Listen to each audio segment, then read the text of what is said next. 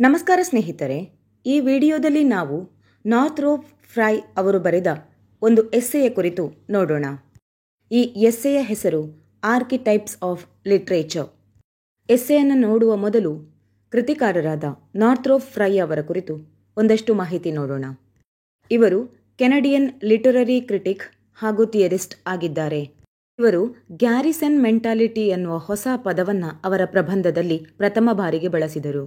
ಇದು ಪರ್ಟಿಕ್ಯುಲರ್ ಆಗಿ ಈ ಪ್ರಬಂಧಕ್ಕೆ ಮಾತ್ರ ಸೀಮಿತವಾಗಿಲ್ಲ. ಕೆನಡಿಯನ್ ಲಿಟ್ರೇಚರನ್ನು ನಾವು ಗಮನಿಸಿದರೆ ಈ ಪದ ಎಲ್ಲ ಕಡೆ ಕಾಣಬಹುದು. ಫ್ರೈ ಅವರು ಆರ್ಕಿಟೈಪಲ್ ಕ್ರಿಟಿಸಿಸಮ್ ಅನ್ನುವ ಹೊಸ ಒಂದು ಕಾನ್ಸೆಪ್ಟನ್ನು ಈ ಎಸ್ಸೆಯಲ್ಲಿ ಆರಂಭ ಮಾಡಿದರು.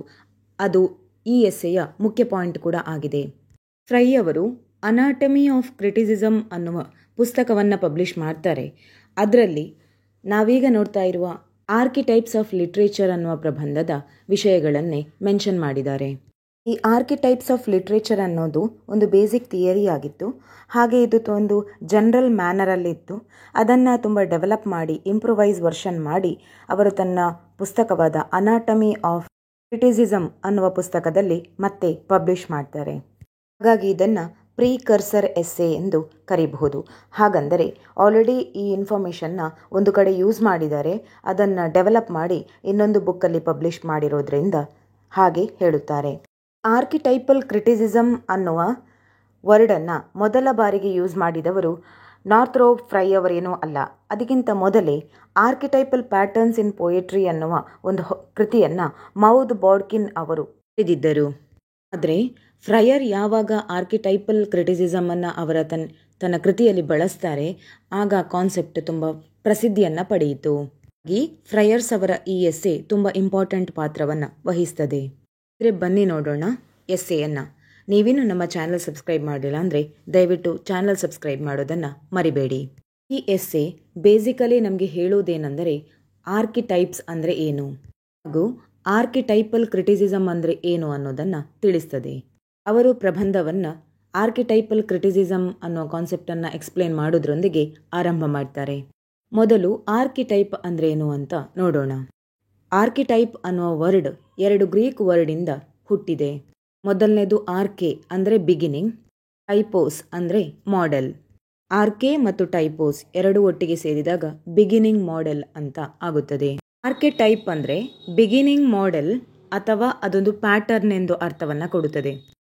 ಇದು ಕಾಣುವಂತಹದ್ದು ಬೇರೆ ಬೇರೆ ಥೀಮ್ಸಲ್ಲಿ, ಇಮೇಜಸ್ಸಲ್ಲಿ, ಡಿಸೈನ್, ಆ್ಯಕ್ಷನ್ ಹಾಗೂ ಕ್ಯಾರೆಕ್ಟರ್ಗಳಲ್ಲಿ. ನಾವೊಂದು ಎಕ್ಸಾಂಪಲ್ನ ಮೂಲಕ ಈ ಕಾನ್ಸೆಪ್ಟನ್ನು ಕ್ಲಿಯರ್ ಮಾಡುವ. ಶೇಕ್ಸ್ಪಿಯರ್ ಅವರ ನಾಟಕಗಳಲ್ಲಿ ಪ್ರಸಿದ್ಧವಾದ ನಾಟಕ ರೋಮಿಯೋ ಜೂಲಿಯೆಟ್. ಇದು ಒಂದು ಎಟರ್ನಲ್ ಲವ್ ಸ್ಟೋರಿಯನ್ನು ಒಳಗೊಂಡ ಕಥೆಯಾಗಿದೆ. ಅದೇ ರೀತಿಯಾದ ಕೆಲವೊಂದು ಚಲನಚಿತ್ರಗಳನ್ನು ಅಥವಾ ಚಿತ್ರಕಥೆಗಳನ್ನು ಅಥವಾ ಕಥೆಗಳನ್ನು ಬುಕ್ಕಿನ ಮೂಲಕ ಓದಿರಬಹುದು. ಕೆಲವೊಂದು ಸಲ ಕ್ಯಾರೆಕ್ಟರ್ಗಳು ಸಿಮಿಲರ್ ಇರ್ಬೋದು ರೋಮಿಯೋ ಜೂಲಿಯೆಟ್ಗೆ, ಕೆಲವೊಂದು ಸಲ ಆ ಕ್ಯಾರೆಕ್ಟರ್ಗಳನ್ನು ಬಿಟ್ಟು ಅಲ್ಲಿರುವ ಲೈನ್ಸ್ಗಳು ಸಿಮಿಲರ್ ಇರಬಹುದು. ಶೇಕ್ಸ್ಪಿಯರ್ ಅವರ ರೋಮಿಯೋ ಜೂಲಿಯೆಟ್ ಈ ಎಲ್ಲ ಚಲನಚಿತ್ರಗಳಿಗಿರಬಹುದು ಅಥವಾ ಸಣ್ಣ ಕಥೆಗಳು ಅಥವಾ ಲಾಂಗ್ ನರೇಟಿವ್ ಸ್ಟೋರಿಗಳಿಗಿರ್ಬೋದು ಬೇಸ್ ಆಗಿ ವರ್ಕ್ ಮಾಡ್ತದೆ.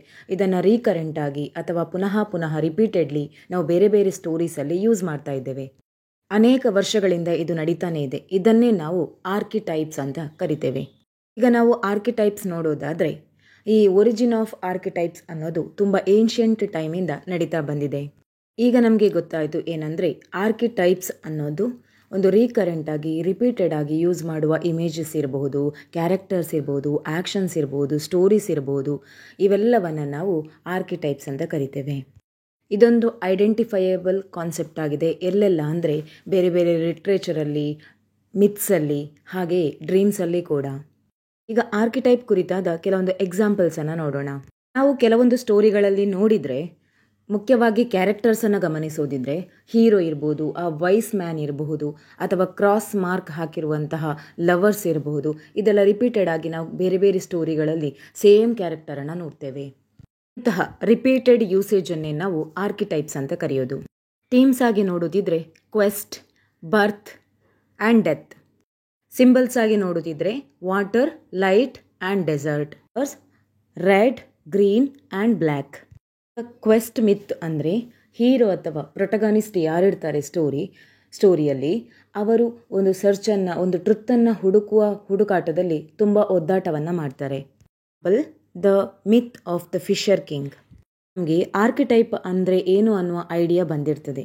ಮುಂದೆ ನಾವು ಆರ್ಕಿಟೈಪಲ್ ಕ್ರಿಟಿಸಿಸಮ್ ಅಂದರೆ ಏನು ಅನ್ನೋದನ್ನು ನೋಡೋಣ.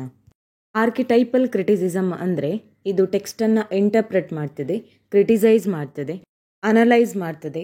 ಹೇಗಂದರೆ focusing on recurring myths and archetypes in character, images, themes to find meaning.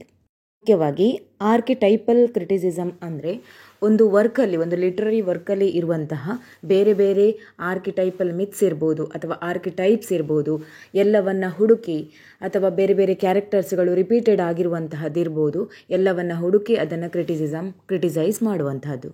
ಮುಖ್ಯವಾಗಿ ಹೀಗೆ ನೋಡುವಾಗ ಆ ಲಿಟರರಿ ವರ್ಕಲ್ಲಿ ಅದರದೇ ಆದ ಒಂದು ಆರ್ಕಿಟೈಪಲ್ ಕೋರ್ ಇರಬೇಕು, ಅದರದೇ ಆದ ಒಂದು ಹಿಡನ್ ಮೀನಿಂಗ್ ಇರಬೇಕು. ಸ್ಟ್ರಕ್ಚರಲ್ ಕ್ರಿಟಿಸಿಸಮ್ ಹಾಗೂ ಹಿಸ್ಟಾರಿಕಲ್ ಕ್ರಿಟಿಸಿಸಮನ್ನು ಒಳಗೊಂಡಿದೆ. ಯಾವುದೇ ವರ್ಕನ್ನು ನೋಡಬೇಕಾದ್ರೆ ನಮಗೆ ಅದರ ಸ್ಟ್ರಕ್ಚರಲ್ ಫಾರ್ಮಲ್ಲಿ ಏನೆಲ್ಲ ಮಿತ್ತಿದೆ, ಏನೆಲ್ಲ ಆರ್ಕಿಟೈಪಲ್ ಇದೆ ಅನ್ನೋದು ಗೊತ್ತಿದೆ. ಅದಕ್ಕೆ ಗಮನ ಕೊಡುವಂತಹದ್ದೇ ಆರ್ಕಿಟೈಪಲ್ ಸ್ಟ್ರಕ್ಚರಲ್ ಕ್ರಿಟಿಸಿಸಮ್ ಅನ್ನಿಸ್ತದೆ. ಇಲ್ಲಿ ಸ್ಟ್ರಕ್ಚರಲ್ ಅನಾಲಿಸಿಸ್ ಇರುವಂತಹದ್ದು. ಸ್ಟ್ರಕ್ಚರಲ್ ಕ್ರಿಟಿಸಿಸಮ್ ಇನ್ನೊಂದು ಟೆಕ್ಸ್ಟನ್ನು ಡಿಪೆಂಡ್ ಆಗಿ ಇರುವ ಕಾರಣ ಅದನ್ನು ಹಿಸ್ಟಾರಿಕಲ್ ಕ್ರಿಟಿಸಿಸಮ್ ಎಂದು ಕರೆಯುತ್ತಾರೆ. ಹಾಗಾಗಿ ನಾವಿಲ್ಲಿ ಹೇಳ್ತೇವೆ ಆರ್ಕಿಟೈಪಲ್ ಕ್ರಿಟಿಸಿಸಮ್ ಅನ್ನೋದೇನಿದೆ ಅದು ಸ್ಟ್ರಕ್ಚರಲ್ ಕ್ರಿಟಿಸಿಸಮ್ ಹಾಗೂ ಹಿಸ್ಟಾರಿಕಲ್ ಕ್ರಿಟಿಸಿಸಮ್ ಎರಡನ್ನು ಒಳಗೊಂಡಿದೆ. ಕೆಲವೊಂದು ಆರ್ಕಿಟೈಪಲ್ ಕ್ರಿಟಿಸಿಸಮ್ ಕವಿಗಳು Wilson Knight, Robert Grave, Joseph Campbell. Northrop Frye ಅವರ ಪ್ರಕಾರ ಅವರ ಪ್ರಬಂಧದಲ್ಲಿ ಮೆನ್ಷನ್ ಮಾಡುವ ರೀತಿ focus should be on the work, not the writer. ಇಲ್ಲಿ ನ್ಯೂ ಕ್ರಿಟಿಸಿಸಮ್ನ ಪ್ರಕಾರವೇ ಅವರು ಹೇಳ್ತಾ ಇದ್ದಾರೆ, work is important, not the writer ಮತ್ತು ಅವರ ಬ್ಯಾಕ್ಗ್ರೌಂಡ್ ಏನಿದೆ ಅದು ಇಂಪಾರ್ಟೆಂಟೇ ಅಲ್ಲ, ಟೆಕ್ಸ್ಟ್ ಅಥವಾ ವರ್ಕೇ ಫೈನಲ್ ಅಥವಾ ಸುಪ್ರೀಂ. ಈ ಕ್ರಿಟಿಸಿಸಮ್ ಅನ್ನೋದು ಕೂಡ ವರ್ಕಿನ ಮೇಲೆ ಇರಬೇಕು ಹೊರತು ವರ್ಕ್ ಬರೆದಂತಹ ರೈಟರ್ನ ಮೇಲೆ ಅಲ್ಲ. ಈ ಆಥರಿಗೂ ಸಜೆಸ್ಟ್ ಮಾಡ್ತಾರೆ, ಆಥರ್ ಆದವನು ಯಾವುದೇ ಕೃತಿ ಬರೆಯುವಾಗ ಅವನ ಪರ್ಸ್ನಲ್ ಇಮೋಷನ್ಸ್ ಏನಿದೆ, ಅವನ ಪರ್ಸ್ನಲ್ ಕಮೆಂಟ್ಸ್ ಏನಿದೆ ಅದನ್ನು ಆ್ಯಡ್ ಮಾಡೋ ಅಗತ್ಯ ಇಲ್ಲ. He should maintain absolute objectivity, ಅಂದರೆ ಅವನು ವರ್ಕಿಗೆ ಅದಕ್ಕೆ ಸಲ್ಲಬೇಕಾದ ನ್ಯಾಯವನ್ನು ಕೊಡಲೇಬೇಕಾಗ್ತದೆ. ಅವನು ಜಸ್ಟ್ ಹ್ಯೂಮನ್ ಮೀಡಿಯಮ್ ಆಗಿರಬೇಕು ಬಿಟ್ಟರೆ ರೀಡರನ್ನು ಯಾವುದೇ ಕಾರಣಕ್ಕೂ ಟೆಕ್ಸ್ಟಿಂದ ಅದರ ಮೇಯ್ನ್ ಸ್ಟ್ರಕ್ಚರ್ ಏನಿದೆ ಅದರಿಂದ ಹೊರಗೆ ತರುವ ಪ್ರಯತ್ನವನ್ನು ಮಾಡಬಾರ್ದು. ಸಲ ಕೆಲವು ಪೆಕ್ಯುಲಿಯರ್ ಸಿಂಬಲ್ಸನ್ನು ರೈಟರ್ ಅನ್ನೋಯಿಂಗ್ಲಿ ಅನ್ಕಾನ್ಷಿಯಸ್ ಆಗಿ ಯೂಸ್ ಮಾಡ್ಬೋದು ಅವನ ವರ್ಕಲ್ಲಿ, ಬಟ್ ಅದನ್ನೇ ಇಟ್ಕೊಂಡು ಆ ಆಥರನ್ನು ಕ್ರಿಟಿಸೈಸ್ ಮಾಡೋದು ಸರಿಯಲ್ಲ.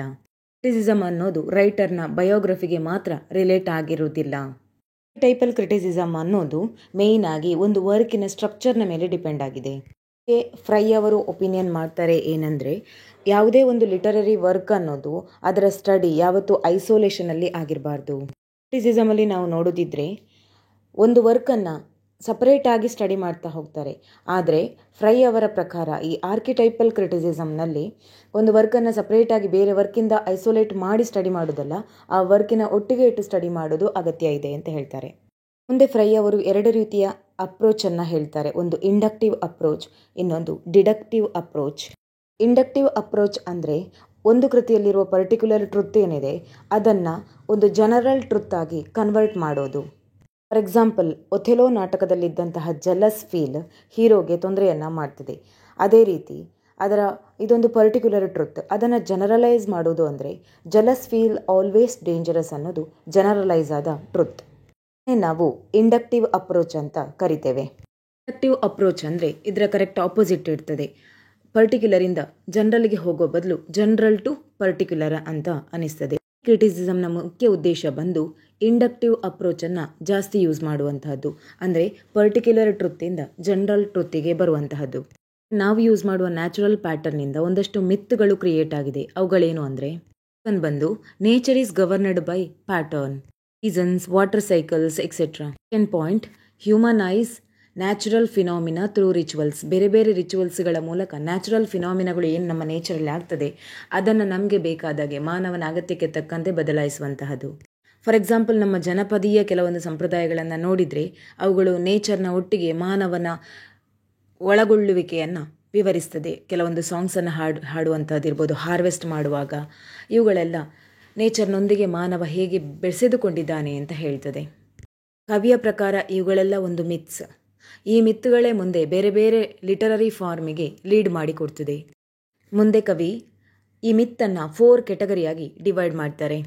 ಕಾಮಿಡಿಕಲ್ಲಿ ಕಾಮಿಡಿ ಮತ್ತು ರೊಮ್ಯಾನ್ಸ್, ಟ್ರಾಜಿಕಲ್ಲಿ ಟ್ರಾಜಿಡಿ ಮತ್ತು ಸಟೈರ್. ಪ್ರತಿಯೊಂದು ಲಿಟರರಿ ಜಾನ್ರೆ ಕೂಡ ಒಂದೊಂದು ಸೀಸನ್ ಜೊತೆ ಕನೆಕ್ಟ್ ಆಗಿದೆ. ಕಾಮಿಡಿ ಸ್ಪ್ರಿಂಗಿನೊಟ್ಟಿಗೆ, ರೊಮ್ಯಾನ್ಸ್ ಸಮ್ಮರ್ನೊಟ್ಟಿಗೆ, ಟ್ರಾಜಿಡಿ ಆಟಮ್ನೊಟ್ಟಿಗೆ, ಸಟೈರ್ ವಿಂಟರ್ನೊಂದಿಗೆ ಜೋಡಿಸಿಕೊಂಡಿದೆ. ಕವಿ ಎಕ್ಸ್ಪ್ಲೇನ್ ಮಾಡ್ತಾ 5 ಸ್ಪಿಯರ್ನ ಬಗ್ಗೆ ಹೇಳ್ತಾರೆ. ಅವುಗಳಂದ್ರೆ human world, animal world, vegetation, mineral and water. ಅವುಗಳಲ್ಲಿ ಕಾಮಿಡಿ ಮತ್ತು ಟ್ರಾಜಿಡಿಗಳು ಸೇರಿಕೊಂಡಿದೆ. ಮುಂದೆ ಮುಂದುವರಿತಾ ಇದರಲ್ಲಿ ಎಕ್ಸೆಪ್ಷನಲ್ ಆಗಿ ನ್ಯೂಟ್ರಲ್ ಆರ್ಕಿಟೈಪಲ್ ಕ್ರಿಟಿಸಿಸಮ್ ಕೂಡ ಸಿಗ್ತದೆ. ಡ್ರಾಬ್ಯಾಕ್ ನೋಡೋದಿದ್ರೆ little use of materialistic critic. ಅಂದರೆ ಮಾರ್ಕ್ಸಿಸ್ಟ್ ಇರ್ಬೋದು, ಫೆಮಿನಿಸ್ಟ್ ಇರ್ಬೋದು, ಪೋಸ್ಟ್ ಕೊಲೋನಿಯಲ್ ಕ್ರಿಟಿಕ್ಸ್ ಇರ್ಬೋದು, ಇದನ್ನೆಲ್ಲ ತುಂಬ ಕಡಿಮೆ ಯೂಸೇಜ್ ಮಾಡಿದ್ದಾರೆ. ಆರ್ಕಿಟೈಪ್ಸ್ ಆಫ್ ಲಿಟ್ರೇಚರ್ ಬರೆದವರು ನಾರ್ಥ್ರೋಪ್ ಫ್ರೈ. ಈ ಎಸೆಯ ಕನ್ನಡ ವಿವರಣೆ ಇಲ್ಲಿಗೆ ಮುಗಿತಾ ಇದೆ. ಈ ವಿವರಣೆಗಳೆಲ್ಲ ನಿಮಗೆ ಎಕ್ಸಾಮ್ ಪ್ರಿಪರೇಷನ್ನ ಕೊನೆಯ ಕ್ಷಣದವರೆಗೂ ಸಹಾಯಕ್ಕೆ ಬರ್ತದೆ. ನೀವು ಅದನ್ನು ಯೂಸ್ ಮಾಡ್ತಾ ಇದ್ದೀರಿ ಅನ್ನೋದನ್ನು ನಾನೇ ಗಮನಿಸಿದ್ದೇನೆ. ಹಾಗಾಗಿ ಧನ್ಯವಾದ ಸಮರ್ಪಣೆಯಾಗಿ ದಯವಿಟ್ಟು ಈ ಚಾನಲನ್ನು ಸಬ್ಸ್ಕ್ರೈಬ್ ಮಾಡಿ, ಹಾಗೆ ಒಂದು ಲೈಕ್ ಬಟನನ್ನು ಒತ್ತಿ ಥ್ಯಾಂಕ್ಸ್ ಹೇಳಿ ಅಂತ ಕೇಳಿಕೊಳ್ತಾ ವಂದನೆಗಳು.